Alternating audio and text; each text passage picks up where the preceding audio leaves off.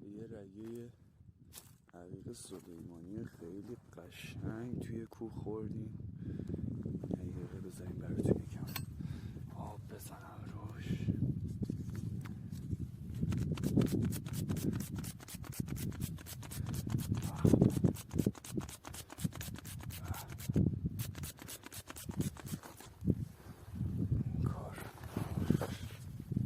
میبینید دوستان تمام سر تا سر عقیق اصل سلیمانی خالص.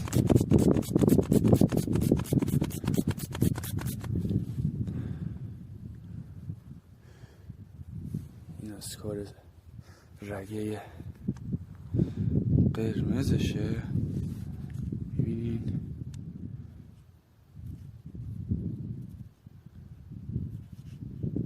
رگه قرمز کار اینجا تمام رگ است.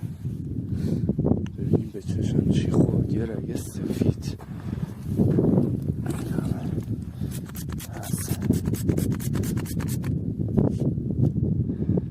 حقیق سفیدش همه رو الان با این زار میزنیم میکنیم در میاریم برش میدیم نگین میذاریم در میکنیم براتونم میذاریم عشق کنید.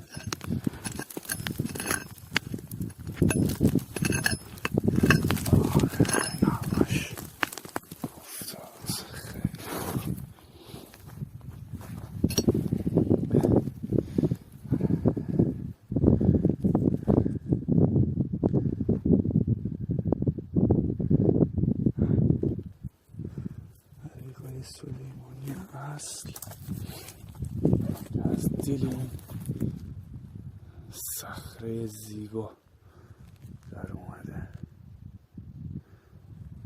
این آسمون آبیه. آسمون همه جا واقعا آبیه ها. فکر نکنین فقط آسمون اینجا آبیه. دوست عزیز واقعا اگه علاقه داری از یه جایی باید شروع کنی دیگه. این رگه ها رو باید بکنیم. من فیلم این سنگایی که باز نگین شده براتون میذارم. دوستان باید بیان اینجا کمک کنن. سمون رو برداریم بریم بالاتر. از بالاتر بگیریم آخر برمیگردیم اینجا برمیداریم از این دیگه. هوا یکم سرد پاییزی ولی خب به عشق خودتون اومدیم عقیق سلیمانی بکر خراسان رو جمع کنیم.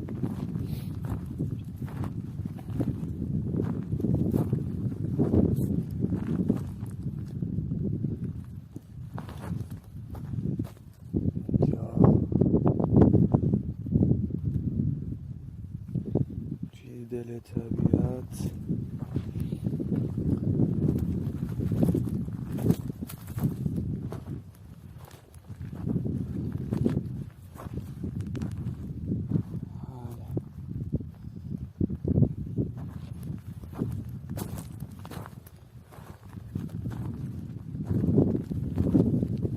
ببینید دوستان اون رگه‌ای که اونجا دیدیم تا اینجا دیگه رگه‌ای به چشمون نخورد ولی خب بازم یه رگه دیگه اینجا هست.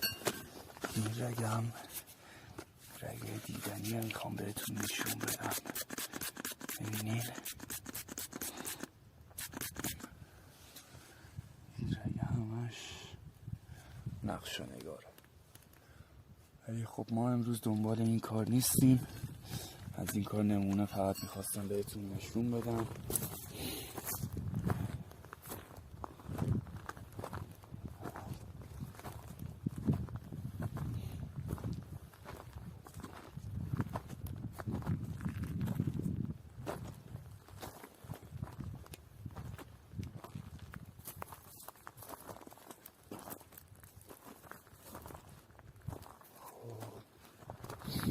اینجا چی داره؟ تیکه این مکانی که شما داری میبینی یه داستانی داره برای خودش. مثلا این سنگ سبزایی که شما میبینید، این سنگ سبزا میگم،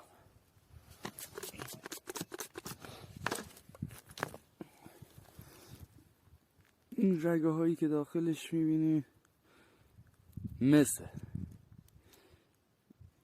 یعنی این تیکه هایی که داخلش هست تیکه های مسه. حالا میتونین خودتونم براتون باز بعداً میذارم که این بر چه دلیلی میگم مسه این رگه ها.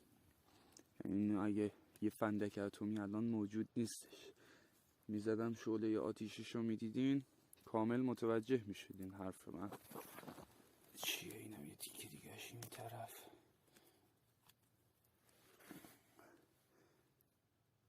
سنگ مس.